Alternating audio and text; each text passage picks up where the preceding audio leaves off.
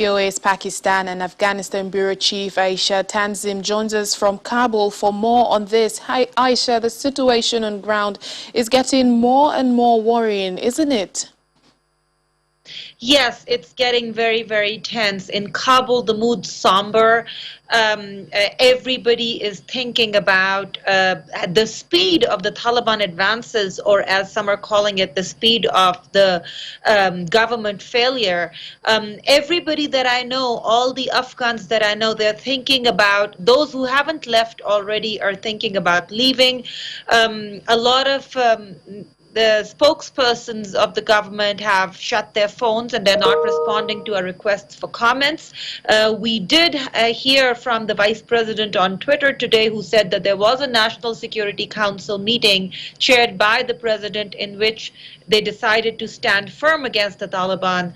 However, as you said, a lot of the country has already fallen to the militants by this count, and it's actually changing by the hour, not by the day. So by this time, 18 provincial capitals, that's out of 34, half the country is now under Taliban control, and they're surrounding Kabul. They're literally, between Kabul and the Taliban in the south, they're literally two provinces where there's already fighting has started.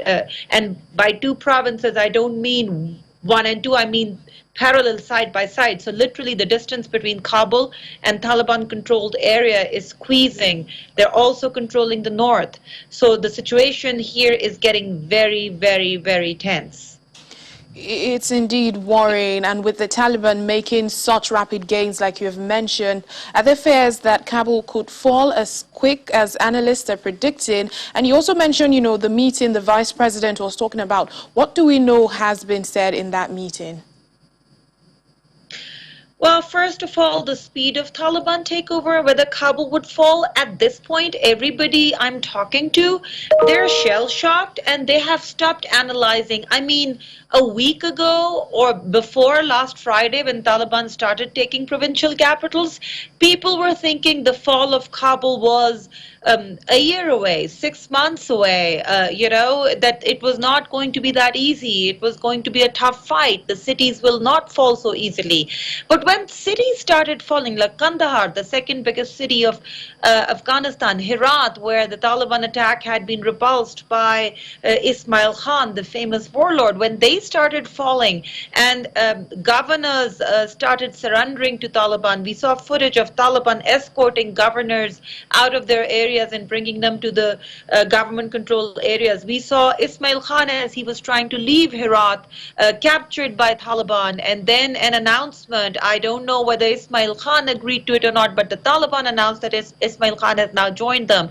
So all of those has changed people's minds, and now people are thinking maybe the Taliban will be around Kabul, who knows, within the next week or the next couple of weeks. And there are two scenarios that are being discussed here. One scenario is that the Taliban will surround Kabul and strangle it from all sides, all supplies going in and out, and will force the Afghan government to surrender or resign or come to terms.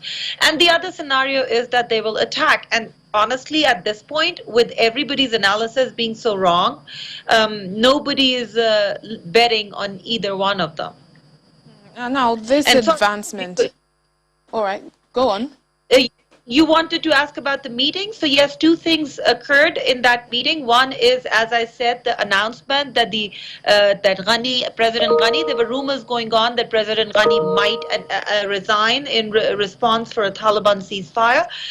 After this meeting, an announcement by the Vice President that they're, in his words, standing firm against the Taliban and they will fight.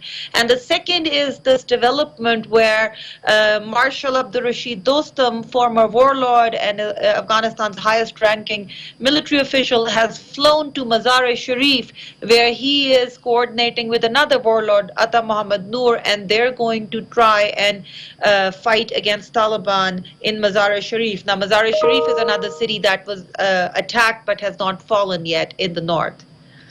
All right, then now this advancement is forcing many of Afghans to flee the country, and we're hearing that Pakistani border and security officers even clashed with hundreds of Afghans that were stranded at the side of a major border crossing earlier today. What more can you tell us about that? I mean, all we know is that wherever there's fighting, a lot of people are moving and they're going in all directions. Some are coming to Kabul, some are trying to flee to neighboring countries. So, for example, a couple of days ago when hundreds of Afghans gathered at the border of Iran, but they were sent back by Iranian border guards, Pakistan has already built a fence in anticipation of such a situation on the border between Pakistan and Afghanistan. And Pakistan said that it already has 3 million Afghan refugees in the country and cannot afford to host anymore. And if the international community wants to have Afghan refugees, they should make camps on the Afghan side of the border. So, and what we heard from the people who fled violence from other provinces and came to Kabul, for example, is they experienced horrors. They saw rockets dropping on their houses and their loved ones getting killed. We talked to one woman. She said, "My husband's killed, my kids are killed. I'm here with my 2 young kids alone in Kabul. What do I do? Where do I go?" And her story is not unique. There are lots of such stories. Tens of thousands of families have fled. Afghanistan is already suffering a huge humanitarian crisis.